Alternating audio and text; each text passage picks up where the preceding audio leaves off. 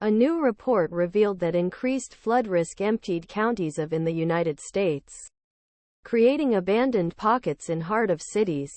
According to findings the journal Nature Climate Change, these abandoned areas tend to map regions where historical investments have not been made, and escapes from these regions are accelerating. The increased risk of flooding, which is concentrated in cities across the country, but especially in Midwestern states such as Indiana, Ohio, Michigan and Minnesota, has led to the climate abandonment of individual census counts, sometimes quite quickly. This leads the kind of external migration that dynamic demographers fear can lead to an apocalyptic cycle in areas most threatened by a changing climate, where only those who cannot afford leave be left behind. According to research, this could lead to mass migration in historical dimensions. If investment is not made adapt these areas better withstand environmental hazards. At a scale similar Great Migration in the 20th century, there are likely be large migrations that 4 million people may have relocated, authors wrote.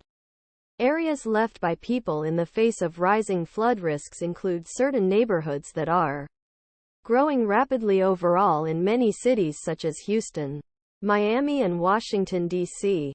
But while these cities are still attracting people more quickly than the risk of flooding pushes them out, research shows that many are moving towards a turning point, and then a downturn will begin.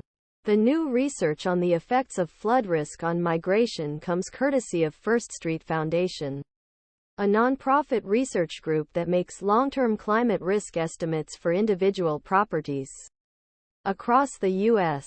Founder Matthew Eby told The Hill, focusing on impact of First Street's flood, temperature, wind and fire risk on housing. He said he brought home the effects of warming world earlier this year. The data show that climate change is no longer something that can affect my children. The valuation on my property is changing right now. Jeremy Porter, president of First Street's Climate Impacts and professor at New York City University, said the success of the tools First Street has created to track these risks has left his team facing a contradiction.